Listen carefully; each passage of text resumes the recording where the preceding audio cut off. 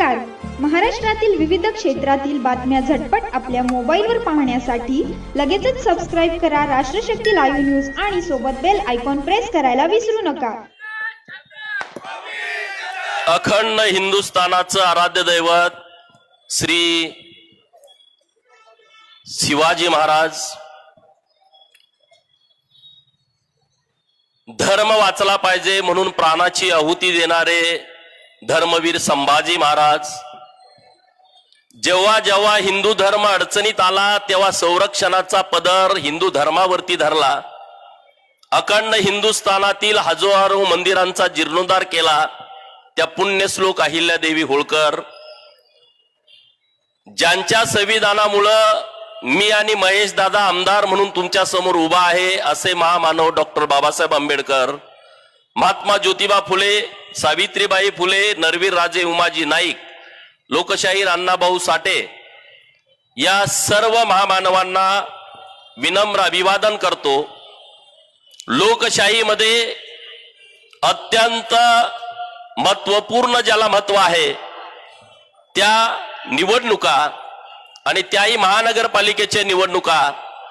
पिंपरी चिंचवड महानगरपालिकेची निवडणूक 15 तारखेला होतीये आणि तुम्हा सर्वांना विनंती करण्यासाठी आलोय. राज्याचे लोकप्रिय लाडके मुख्यमंत्री माननीय देवाभाऊ आणि देवाभाऊंचा अत्यंत जवळचा लाडका महेश दादा यांच्या नेतृत्वामध्ये कमळ चिन्हावरती आपण महानगरपालिका निवडून द्यावी ही विनंती करण्यासाठी मी एक भाजपाचा कार्यकर्ता म्हणून मी तुमच्या समोर उभा आहे. आता दादांचं भाषण तुम्ही ऐकलं.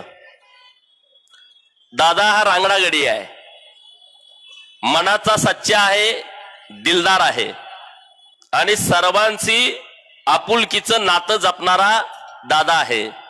लोकांच्यासाठी ते आमदार असतील पण तुमच्या आमच्यासाठी आपल्या जीवाभावांचे सहकारी आहेत आणि म्हणून दादाच्या पाठीमागे आपण सगळ्यांनी राहायचं हे आपल्या या सगळ्या परिसरातल्या लोकांचं आद्य कर्तव्य आहे. आणि दादा चिंता करू नका, या लोकांनी ठरवलंय की लोक तुम्हाला ओळखतात, तुम्हाला त्यांनी तळहातातल्या फोडासारखं जपलंय आणि या निवडणुकीमध्ये सुद्धा ते जपणार. तुम्ही चिंता करण्याची आवश्यकता नाही. बरोबर ना? आवाज येऊ द्या. व्यासपीठावरती सर्व आपले उमेदवार आहेत, भाजपाचे सर्व पदाधिकारी आहेत. महाराष्ट्रामध्ये 29 महानगरपालिकांच्या निवडणुका सुरू आहेत. 29 महानगरपालिका. मुंबई आहे, नवी मुंबई आहे, पनवेल आहे, कल्याण डोंबिवली आहे, ठाणे आहे, नाशिक आहे, सांगली आहे, पुणे आहे, कोल्हापूर आहे, सोलापूर आहे, सगळ्या महाराष्ट्रामध्ये. परंतु टीव्ही जर लावली तर कुठलं दिसतंय? कुठला? पिंपरी चिंचवड. का बर? जोरात बोला ना. राष्ट्रवादीवाल्यांचे दुसरीकडे कुठं पॅनल आहेत का मला माहित नाही, परंतु पिंपरी चिंचवडवर त्यांचा डोळा आहे. त्यांना माहित आहे ही सोन्याचं अंड देणारी कोंबडी आहे आणि राष्ट्रवादीवाल्यांना कोंबडीच कापायची आहे. त्यांच्या डोक्यात दुसरा काही प्लान नाही आहे आणि म्हणून ते उठ सूट इथं पिंपरी चिंचवडला येत आहेत आणि महेश दादांच्या वरती टीका करण्याचा प्रयत्न करतायत. अरे महेश दादा वाघ आहे, किती जरी असा घेरला तरी तो पंजा मारला तरी तुमचा कार्यक्रम होऊन जाईल इतकी क्षमता महेश दादाच्या पंजामध्ये आहे.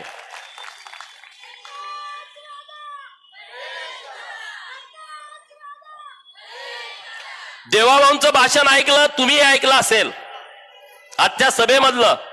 मी मुंबईमधून येताना त्यांचं भाषण गाडीमध्ये ऐकलं.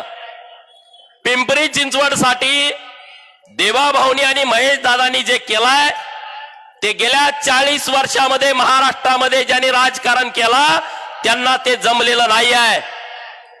त्यांनी आता उगच काहीतरी आम्ही पुण्यात हे करू, पिंपरी चिंचवड मध्ये ते करू अशा वल्गना करण्याची आवश्यकता नाही आहे. या महाराष्ट्राला देवाभाऊंसारखं दूरदृष्टीचं नेतृत्व मिळालं आहे. हे 24 कॅरेटचं सोनं आहे देवाभाऊ. हे देवाभाऊ हे नेतृत्व आपण सगळ्यांनी जपला पाहिजे, तर आणि तरच या महाराष्ट्राचा सर्वांगीण विकास होणार आहे. या महाराष्ट्रामध्ये 40 शहरामध्ये 50% जनता राहते आहे. 28,000च्या वर ग्रामपंचायती महाराष्ट्रामध्ये आहेत.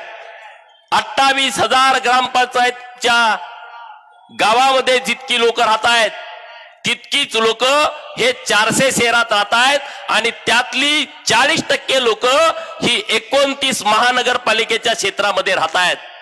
आणि म्हणून या महानगरपालिकेचं डेव्हलपमेंट व्हावं यासाठी नरेंद्र मोदी साहेब आणि देवाभाऊ हे रात्रीचा दिवस करतायत आणि शहर विकसित करण्यासाठी हजारो कोटी रुपयाचा निधी हा शहरांना देतायत. त्यातला काही हजारो कोटींचा निधी महेश दादांच्या नेतृत्वामध्ये आपल्या पिंपरी चिंचवड महानगरपालिकेच्या क्षेत्रामध्ये आलाय. दादांचं भाषण आता ऐकलं तुम्ही. शास्ती कर जो रद्द केला तो रद्द काय आहे, कर काय आहे? आपण लोक अनाधिकृत बांधकाम करतात आणि हे बांधकाम केल्याच्या नंतर त्याला 100 पट कर आकारायचा आणि तो कर रद्द करण्याचा क्रांतिकारी निर्णय हा महेश दादांच्या नेतृत्वामध्ये घेतलाय. जो 100 पट कर व्हायचा तो 850 कोटी रुपयाचा कर माफ करण्याचं पुण्य काम देवाभाऊनी आणि महेश दादांनी केलाय. 850 कोटी रुपयाचं. आणि कर कुणी लावला ते दादांनी तुम्हाला सांगितलं. 2012ला कर लावला. 2012ला पुण्याचं पालकमंत्री कोण होतं, या महाराष्ट्रामध्ये सरकार कुणाचं होतं हे तुम्हाला सर्वांना माहित आहे. रेड झोनच्या बाबतीमध्ये दादांचं सभागृहातलं मी संघर्ष बघतोय. देवाभाऊंच्या नेतृत्वामध्ये केंद्र सरकारकडे पाठपुरावा महेश दादा ज्या ताकदीनं ज्या क्षमतेनं करतायत ते आम्ही उघड्या डोळ्यांनी बघतोय. मित्रांनो, महेश दादांसारखा एक आपल्याला सच्चा दिलवाला नेता मिळालाय. हा नेता आपण जपला पाहिजे. मी मीडियामध्ये बघतोय ते दुसरा एक दादा, आपला एक दादा आणि छोटा एक दादा आहे तिकडच्या पार्टीत. तिकडे 2 दादा आहेत, आपल्याकडे एक दादा आहे. आपल्या दादाची जर छाती फाडली तर छत्रपती शिवाजी महाराज बाहेर निघतील. आपल्या दादांची जर छाती फाडली धर्मवीर छत्रपती संभाजी महाराज, पुण्यश्लोक अहिल्या देवी निघतील, प्रभू श्रीराम आणि हनुमान निघतील. निघतील की नाही? तिकडच्या दादाची जर छाती पाडली तर काय निघेल?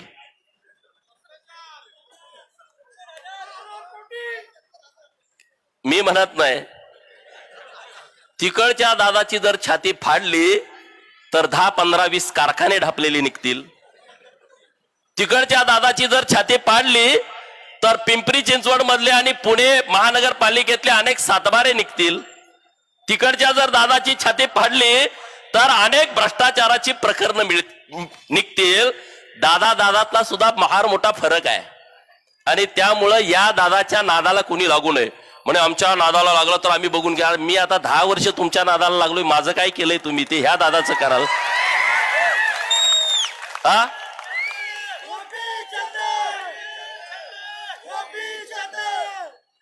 आम्हाला यात जायचं नव्हतं.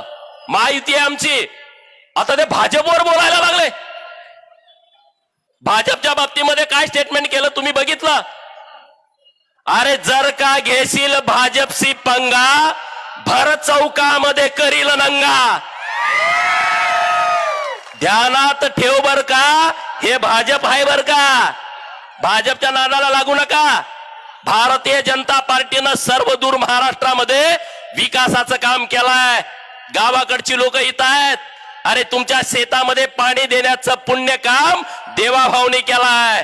तुमच्या गावाकडे जाणारा डांबरी रस्ता, कॉन्क्रीटचा रस्ता देवाभाऊंच्या आणि नरेंद्र मोदी साहेबांच्या सरकारनं केलाय. आज जे पिंपरी चिंचवडचा विकास करू म्हणतायत त्यांना माझं एकच आव्हान आहे. बारामती तालुक्यामध्ये मी 2019ची निवडणूक लढवली होती. सुपा, पळसी, मासाळवाडी, मोरगाव, अरे या गावाला पिण्याचं आणि शेतीचं पाणी नाही. 40 वर्ष तुम्ही महाराष्ट्राच्या राजकारणामध्ये आहे. तिथला टँकर तुम्हाला बंद करता आला नाही. देवाभाऊनी आता तो टँकर बंद केलाय. तुम्ही पिंपरी चिंचवडकडे इतक्या लांब कशासाठी येताय? काय इथं अरे इथं आमचा नेता सक्षम आहे ना. महेश दादा रात्रंदिवस राबतो लोकांच्यासाठी, कार्यकर्त्यांच्यासाठी, जीवाभावाच्या कार्यकर्त्यांच्यासाठी भावासारखं प्रेम देतो. तो रोहित पवार सुद्धा दादा बोलायला लागलाय. अरे शेंबूड काढायचं कळतो का तुला? तू दादावरती बोलतो. महेश दादा काय सोन्याचा चमचा तोंडात घेऊन जन्माला आलेला आमदार नाही आहे. तो इथल्या मातीतल्या लोकांनी, महाराष्ट्रातल्या गावगाड्यातल्या इतर राहिलेल्या लोकांनी नेता तयार केलेला आहे. तो असा काय रेडीमेड नाही, घराणेशाहीतनं जन्माला आलेला नेता नाही महेश दादा. बाप गेला का पोरगा, पोरगा गेला का नातू, त्या प्रक्रियेतनं महेश दादा आमदार झालेला नाही. महेश दादा इथल्या लोकांच्या प्रेमावरती तयार झालेला नेता आहे. आणि या परिसराचं डेव्हलपमेंट होण्याच्या दृष्टिकोनातून जे जे काही करावं लागेल ते करण्याची ताकद महेश दादांच्या मध्ये आहे. देवाभाऊ मुख्यमंत्री झाल्याच्या नंतर महाराष्ट्रामध्ये काय बदल झालेत तुम्हाला आणि आम्हाला सगळ्यांना माहित आहेत. मुंबई मधली परिस्थिती तुम्ही बघताय. आज हे जे मेट्रो सिटी आहेत, या सगळ्या सिटीला डेव्हलपमेंट करायचं काम देवाभाऊनी केलेलं आहे. जेव्हा काँग्रेस आणि राष्ट्रवादीचा मुख्यमंत्री होता तेव्हा 11 वर्षामध्ये 13 किलोमीटर मेट्रोचं काम केलं होतं. किती? 11 वर्षामध्ये 13 किलोमीटर. आणि देवाभाऊ मुख्यमंत्री झाल्याच्या नंतर 10 वर्षामध्ये 475 किलोमीटर मेट्रोचं काम देवाभाऊंच्या नेतृत्वामध्ये झालंय. अरे पुण्यामध्ये जायचं धाडस होत नाही. इतकं मोठं ट्रॅफिक पुण्यामध्ये आहे. पुण्यामध्ये गेलं तर 2-3 तास बाहेरच पडत नाही. मग तुम्ही एवढे वर्ष इथं सत्तेमध्ये होता, तुम्हाला पुण्याचं ट्रॅफिक का संपवता आलं नाही? द्या उत्तर तुम्ही लोकांना. का नाही तुम्ही करू शकला? आता रिंग रोडचं काम देवाभाऊंच्या नेतृत्वामध्ये आता काम सुरू आहे. हे सगळं काम भारतीय जनता पार्टीचं नेतृत्व करताय. नरेंद्र मोदी साहेबांसारखा एक नेता आपल्या देशाला मिळाला आहे. जगामध्ये आपल्या देशाची मान उंचावते आहे. नरेंद्र मोदी साहेब नुसते भारताचं नेतृत्व करत नाहीत, अखंड जगाचं नेतृत्व करण्याची क्षमता आमच्या नेतृत्वामध्ये आहे. नरेंद्र मोदी साहेबांच्या जगात कुठल्याही देशामध्ये दौऱ्याला गेल्यानंतर तुम्ही फोटो बघा. आता आपल्या व्यासपीठ आहे, व्यासपीठावरती आम्ही सगळे 100 जण आहे. आणि मुख्य ठिकाणी कोण आहे? महेश दादा आहेत, बरोबर? कारण ते आपले नेते आहेत. मध्यभागी कोण बसतं? कोण बसतं? नेता बसतो. जगात कुठल्याही परिषदेसाठी गेला तर मध्यभागी कोण असतं? कोण असतं? नरेंद्र मोदी साहेब असतात. अमेरिकेचे राष्ट्राध्यक्ष नाही तर भारताचे पंतप्रधान हे मध्यभागी असतात. याचा अर्थ असा आहे की जगाचं नेतृत्व हे भारताकडे आलेलं आहे. आणि जर भारताकडे नेतृत्व आलं असेल, ते नेते भारतीय जनता पार्टीचे असतील, तर तुम्ही या एक्सपायरी डेट जवळ आलेल्या राष्ट्रवादी काँग्रेसच्या नादाला तुम्ही लागू नका. हे 2029 पर्यंतचा ह्यांचा बाजार आहे. तुम्ही तिकडे जास्त लक्ष देऊ नका. आणि ते भाजपवरती बोलण्याचा प्रयत्न करतायत. अरे त्या भानगडीत तुम्ही पडू नका. देवाभाऊंच्या कृपाशीर्वादानं तुम्हाला सन्मानाची खुर्ची मिळाली आहे, तर ती नीट खुर्ची सांभाळा. उगाच महेश दादांच्या आणि भाजपच्या नादाला तुम्ही लागू नका. गावाकडनं आलेल्या लोकांना सगळ्या माझी विनंती आहे, आज हे पिंपरी चिंचवड हे देशाच्या कानाकोपऱ्यातल्या लोकांच्यासाठी चूल पेटवण्याचं काम करताय. आपल्या सर्वांना पोटामध्ये घेताय, आपल्या सर्वांना इथं काम देतंय, व्यवसाय देतंय. अशा पिंपरी चिंचवडला डेव्हलप करण्याचं स्वप्न भारतीय जनता पार्टीनं बघितलंय. आणि ते स्वप्न पूर्ण करण्यासाठी या महानगरपालिकेमध्ये 100च्या वर भारतीय जनता पार्टीचे नगरसेवक या शहरातल्या लोकांनी निवडून दिले पाहिजेत, ही विनंती करण्यासाठी आम्ही इथं आलोय. देणार की नाही? एवढे येणारच आहेत. सगळे सर्वे तसे सांगतायत. त्यामुळे ते विरोधक सगळे गडी भितरलेले आहेत. त्यांना काही आता हातामध्ये काही लागणार नाही. आणि म्हणून ते महेश दादावरती तुटून पडतायत. मी पण वाट बघत होतो महेश दादा कधी बोलतायत. आणि मी सगळ्या आता टीव्हीवरती त्यांच्या बातम्या बघतोय. महेश दादा सगळे मुद्देसूद जी मांडणी करतायत ना, ती आम्ही बघतोय. आणि महेश दादांच्या पाठीशी, अरे इथले पिंपरी चिंचवड नाही, महाराष्ट्रातल्या प्रत्येक गावामध्ये महेश दादाला मानणारा कार्यकर्ता आहे. त्यांच्यावरती प्रेम करणारा कार्यकर्ता आहे महाराष्ट्राच्या कानाकोपऱ्यात, कुठेही जाऊ द्या. आणि बैलगाडीवाले तर तुम्हाला माहित आहेत, त्यांचं एकदम असं येडं प्रेम असतंय. आणि ते महेश दादांच्या वरती आहे. महेश दादाने आता किस्सा सांगितला बैलगाडीचा. आम्ही बैलगाड्याची शर्यत घेतली. महेश दादा विटा टू झरे असं 50 किलोमीटर बुलेटवरती आलते, पाट्याचे बुलेटवरती, आणि दादाच्याच हस्ते झेंडा पाडला आणि बैलगाड्याची शर्यत झाली. आणि 8व्या दिवशी महाराष्ट्रातल्या बैलगाड्याची शर्यत चालू झाली. त्याचं श्रेय महेश दादांना जातं. आज 39 लाख बैल देशी गोवंशाची कत्तलखान्याला गेली होती. देवाभाऊंच्या नेतृत्वामध्ये बैलगाडी प्रेमी जे सगळी मंडळी आहेत त्यांनी 4-5 वर्ष प्रयत्न केला होता आणि त्यामध्ये महेश दादा अग्रेसर होते. म्हणजे प्राणी मित्र म्हणायचे की या बैलांमध्ये पळण्याचा रक्तामध्ये त्यांचा अंश नाही आहे. 2500 बैलांचे रक्त तपासले आणि सिद्ध केलं देवाभाऊनी की या बैलाच्या रक्तात सुद्धा पळण्याचा अंश आहे. आणि मग ते सुप्रीम कोर्टात मॅटर गेलं. सुप्रीम कोर्टात 3 वर्ष केसच नाही लागली, तारीखच नाही पडली. सगळ्या आमदारांना बैलगाडी मालक भेटले की सुप्रीम कोर्टामध्ये तारीख चालत नाही, आम्ही रोज आंदोलन करतोय, मोर्चे करतोय, रास्ता रोको करतोय, पण आम्हाला काय यश येत नाही, मग तुम्ही काहीतरी करा. सगळ्या 288 आमदारांना भेटले, मला पण भेटले. मी म्हणलं ठीक आहे, आता आपण बैलगाड्याची शर्यतच ठेवून टाकू. बैलगाड्याची शर्यत ठेवली. हे महाविकास आघाडीवाले सत्तेमध्ये होते, त्यांनी पोलिस लावली. 20 किलोमीटर सगळा परिसर पोलिसांनी पॅक करून टाकला. मुंगीला पण जायची जागा शिल्लक ठेवली नाही, इतके पोलीस. पाऊल वाटेला पोलीस, गाडे वाटेला पोलीस, ग्रामीण मार्गाला पोलीस, जिल्हा मार्गाला पोलीस, राज्य मार्गाला पोलीस, सगळीकडे पोलीसच पोलीस. आणि 20 किलोमीटर पासून पॅक केले. पोलिसांना वाटलं कुणीच येणार नाही. 20 किलोमीटर वर गाड्या लावून किमान 1 लाख लोक त्या मैदानावरती रात्रभर चालत होती. एसपी येडा झाला. एसपी त्या बैलगाडीच्या मैदानावरती होता. सगळ्या डोंगरांनी लाईटाच दिसायच्या, त्याला काही कळना. अरे कुठले यायला लागले लोक. छत्रपती शिवाजी महाराजांच्या काळामध्ये डोंगरातनं मावळे आले असतील, त्यानंतर जर मावळे आले असतील तर हे बैलगाडी चालक मालक सगळी जी पोरं आहेत, शेतकऱ्याची पोरं रात्रभर चालत आली. आणि पाटे 6ला 1 लाख लोक तिथं होती. रात्रभर आम्ही कुणी झोपलो नव्हतो. दादानी जसं सांगितलं, प्रत्येक बैलगाडीवाल्याच्या खिशामध्ये मिरचीची पूड होती. मी म्हणलं का? म्हणले पोलिसांनी आम्हाला खूप मारलंय, आता कुणी वाढवा आलं तर आम्ही उधळणार. मी म्हणलं अरे पोलीस आपले भाऊ आहेत, तसं आपल्याला करता येणार नाही. आणि मग दादाने विनंती केली, तिकडे एक मैदान तयार केलंय, तुम्ही तिकडे जावा, मी इकडे जातो, लोक आमच्या सोबत येतील, पोलीस आमच्या सोबत येतील आणि तिकडे तुम्ही मैदान करा. आणि तसं यशस्वी मैदान दादानी भोसरीतनं येऊन झऱ्यामध्ये केलं. सदाभाऊ खोत होते, जयाभाऊ गोरे मंत्री महोदय, ते पण या सगळ्या प्रक्रियेमध्ये होते. असे आम्ही काम करणारी लोक आहोत. आज पिंपरी चिंचवड मध्ये महाराष्ट्राच्या कानाकोपऱ्यातून लोक येत आहेत. देवाभाऊनी मराठा समाजाच्या गरीब मुलांच्यासाठी योजना आणल्या. या महाराष्ट्रामध्ये 72 वसतिगृह चालू केली मराठा समाजासाठी. 72 मुलींच्या 36 मुलींच्यासाठी, 36 मुलांच्यासाठी. ओबीसींची 72 वसतिगृह चालू केली, 36 मुलांच्यासाठी, 36 मुलींच्यासाठी.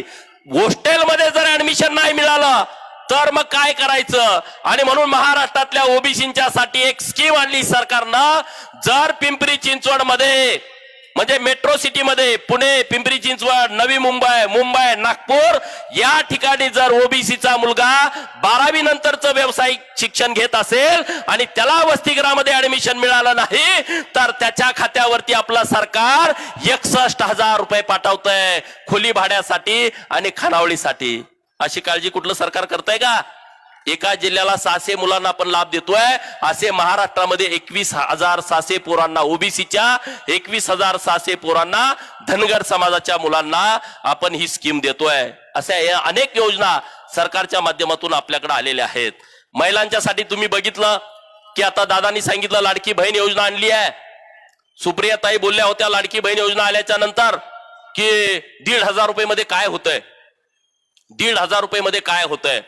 मग मला टीव्ही वाले तेव्हा म्हणले की अशा साहेबाच्या कन्या असं बोलतायत, 1,500 रुपये मध्ये काय होतंय. मी तेव्हा सांगितलं असं की मुख्यमंत्री महोदयांनी आणलेली लाडकी बहीण योजना ही त्या बहिणीसाठी नाही की जी बहीण मुंबईमध्ये समुद्राच्या किनारी असलेल्या ट्रायडंट हॉटेलमध्ये 1,500 रुपयाची कॉफी पिते, तिच्यासाठी ही योजना नाही आहे. जी बहीण ताज हॉटेलमध्ये 1,000 रुपयाचा चहा पिते, तिच्यासाठी ही योजना नाही आहे.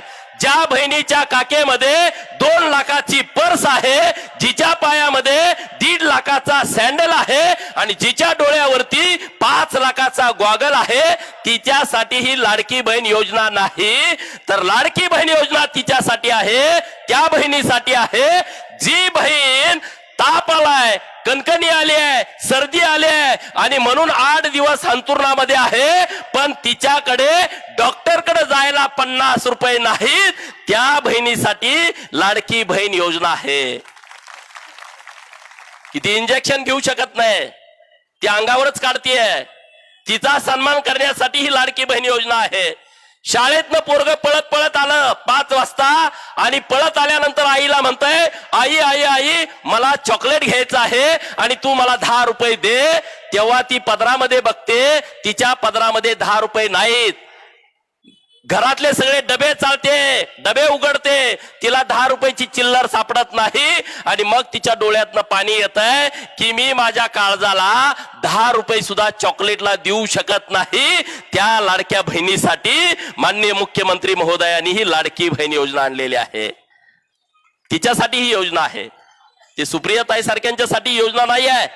मला आता इथं कितीतरी लाडक्या बहिणी आहेत, त्यांनी मला सांगावं, तुम्ही दिवाळीला आईला एक साडी घेतली का नाही, ह्यातले पैसे वाचवून घेतले का नाही, भावाला एक ड्रेस घेतला की नाही, वाचवून वाचवून. ही लाडकी बहीण योजना ही सन्मानाची योजना आहे, तुमचा स्वाभिमान जपणारी योजना माननीय मुख्यमंत्री महोदयांनी आणली आहे. आणि आता मगाशीच भाषणामध्ये सांगितलं, जोपर्यंत तुमचा लाडका भाऊ देवाभाऊ या राज्याचा मुख्यमंत्री आहे तोपर्यंत लाडकी बहीण योजना कुणीच बंद करू शकत नाही, हे माननीय मुख्यमंत्री महोदयांनी सांगितलंय. हे आपलं सरकार आहे, ही आपली ताकद आहे. बांधकाम कामगारांच्या योजना आपल्या सरकारनं आणल्या, बांधकाम कामगार योजना, अरे कितीतरी हजारो कोटी रुपयाची ही योजना आहे. आपल्या विद्यार्थ्यांना मदत करणारी, 1ली पासून 5वी, 5वी पासून 7वी, 7वी पासून 10वी, 10वी ते 12वी, 12वी नंतर इंजिनिअरिंग, इंजिनिअरिंग मेडिकल, हे बांधकाम कामगार महामंडळ आपल्या मुलांच्यासाठी पैसे देत आहे. इंजिनिअरिंगला आणि मेडिकलला ऍडमिशन मिळालं, सगळी फी बांधकाम कामगार मंडळ भरताय. तुम्ही फक्त त्या मंडळाकडे नोंदणी करून घ्यायची आहे. याच्यापेक्षा आपल्या मुलीचं लग्न असलं, बांधकाम कामगार महामंडळाकडे नोंदणी असणाऱ्या, तर त्या मुलीच्या लग्नाला सुद्धा 51,000 रुपये आपलं सरकार आपल्या मुलींच्या लग्नासाठी देतंय. इतकी काळजी आपलं सरकार करतंय. आणि मग आपण सुद्धा सरकारची काळजी करणं, सरकारच्या पाठीशी उभा राहणं, महेशदादांच्या पाठीशी उभा राहणं, हे आपल्या सर्वांचं आद्य कर्तव्य आहे. आता पिंपरी चिंचवड एवढं मोठं झालंय, एखादं गाव असलं डेव्हलप करायचं अवघड जात आहे, परंतु इतका मोठं पिंपरी चिंचवड शहर डेव्हलप करण्याचं काम माननीय मुख्यमंत्री महोदयांनी आणि महेशदादांनी हातामध्ये घेतलाय. महेशदादांचा एवढा सन्मान करा की परत महेशदादाच्या नादाला कोणी लागलं नाही पाहिजे, ही काळजी तुम्ही घ्यायची. घेणार का? हात वर करा, कोण कोण घेणार महेशदादांची, भाजपाची, देवाभाऊंची काळजी? सगळे दादा म्हणतायत. असा नेता मिळणार नाही रे. मी महेशदादाला जवळनं बघतो, एखाद्या कार्यकर्त्याचा वाढदिवस जरी असला तर महेशदादाचा तीळ पापड होतो. त्याला शेजारी बसवून, तुम्ही पवारांच्या शेजारी जाऊन बसू शकता का? बसू शकता? कुणी सांगा मला. महेशदादा डायरेक्ट फोन लावताय, लावू शकता का? तिकडं लावू शकता? नाही लावू शकत, कारण दादा आपल्यातला माणूस आहे, या मातीत जन्मलाय, इथं खेळलाय, इथं बागडलाय आणि पैलवान आहे. अरे पैलवान माणूस असताना जर कुणी नादाला लागत असेल तर त्यांनी विचार करावा, महेशदादा कधी बॅकथ्रो टाकतील कुणाला पुढच्याला कळायचं पण नाही, इतकी ताकद या आपल्या पैलवानामध्ये आहे. आणि 2009ला अपक्ष आलेला माणूस आहे, म्हणे आम्ही यांना नेता केलंय. कुणीतरी मी ऐकलं, महेशदादाला आम्ही नेता केलाय. बर, महेशदादाला तुम्ही नेता केलं, मग तुमचं पोरग का नेता झालं नाही? ते 2.5 लाखानं का पडलं इथं पिंपरी चिंचवड मध्ये? तुम्ही जर सगळ्याला नेता करताय तर मग तुमच्या पोराला पण नेता करायचं होतं ना, बरोबर आहे की चुकी आहे? 2.5 लाखाच्या फरकानं पडलं. मी पण तेव्हा उभा होतो, मी उलट कमी मतांनी पडलो, हे जास्त मतानं पडला. मी लोकसभेला उभा होतो तेव्हा 2019च्या. अरे असं कोण कोणाला नेता करत नसतं, एवढं सोपं नाही ते. अजून मार्केट तयार व्हायचंय, नेता तयार करायचं, ते रक्तात असावं लागतं, त्यासाठी मेहनत घ्यावी लागते, त्यासाठी कष्ट करावं लागतं आणि मग नेतृत्वाचा आधार लागतो. परंतु महेशदादा हा अपक्ष माणूस तयार झालाय आणि त्यामुळं दादांच्या वरती आता देवाभाऊंचं प्रचंड प्रेम आहे. आणि तुम्हाला माहित आहे, देवाभाऊनी एकदा विषय हातात घेतला तर कुठलाही विषय मार्गी लावायची ताकद त्यांच्यामध्ये आहे. मी दुष्काळी पट्ट्यातला आहे, अनेक जण दुष्काळी पट्ट्यात तिथे लोक आहेत. आम्ही आंदोलन करायचो, मोर्चे काढायचो, आम्हाला पाणी द्या, शेतीला पाणी द्या, पिण्याला पाणी द्या. कुठल्या मुख्यमंत्र्याला जमलं नाही. अरे आज आम्ही 10 वर्षापूर्वी शेतीला पाणी द्या, जनावराला चारा द्या, जनावराच्या छावण्या द्या, पिण्याच्या पाण्याचे टँकर द्या म्हणून आम्ही आंदोलन करायचो. आणि 10 वर्षानंतर देवाभाऊंच्या नेतृत्वात परिस्थिती बदलली. आता आम्ही मागणी काय करतोय, आमच्या शेतकऱ्याच्या शेतातल्या ऊसाची तोड करायला ऊसाची टोळी द्या. हे 10 वर्षामध्ये बदल झाला. इतकी क्षमता आमच्या नेत्यामध्ये आहे. 10 वर्षामध्ये बदल झाला. आता मराठवाड्यातले अनेक लोक इथं असतील. मराठवाडा वॉटर ग्रीड नावाची योजना देवाभाऊनी आणली आहे. समुद्रात वाहून जाणारं पाणी उचलून मराठवाड्याला देण्याची संकल्पना आपल्या नेत्याची आहे. असा बुद्धिवान नेता आपल्याला मिळालाय. हा नेता जपा. पवार इतके जळतेत ना या देवाभाऊवरती. मी आता लय बोलत नाही, उगाच रान पेटल माझ्यावर येईल, त्यामुळे मी जास्त बोलत नाही. अरे त्यांची झोप उडाल्या. 2014ला देवाभाऊ आल्यापासून मोठ्या साहेबाची झोप उडालेली आहे. आणि मला आता आनंद होतो. आता ते येत आहे, आम्हाला घ्या, आम्हाला घ्या, आम्हाला घ्या. चला आता तो विषय माझा नाही, परंतु आपल्या पिंपरी चिंचवड महानगरपालिकेच्या भागामध्ये आपण सर्वांनी ताकदीनं भारतीय जनता पार्टीच्या सोबत उभं राहावं. बहुजनांनी उभं राहावं. बहुजनांनी उभा राहावं. महाराष्ट्रातल्या बहुजनांचं कल्याण भाजपाने केलाय. 18 महामंडळ स्थापन केलेत आपल्या सरकारनं. रामोशी समाजासाठी, लिंगायत समाजासाठी, वडार समाजासाठी, सोनार समाज, सुतार समाज, नाभिक समाज, गुरव समाजासाठी, नाथपंथी जे समाज आहेत छोटे छोटे, डवरी, गडसी, या समाजासाठी आपल्या सरकारनं 18 महामंडळ तयार केलेले आहेत. आपला गरीब समाजातला माणूस, उपेक्षित समाजातला माणूस आमदार खासदार होऊ शकत नाही, तेवढी क्षमता आपल्यामध्ये नाही. आणि म्हणून सरकारनं महामंडळ स्थापन केली. महामंडळाच्या माध्यमातून मुलांच्यासाठी, मुलींच्यासाठी, युवांच्यासाठी, महिलांच्यासाठी, विद्यार्थ्यांच्यासाठी योजना येत आहेत. आणि त्या महामंडळाला उपाध्यक्ष आता नेमलाय आणि 3 सदस्य.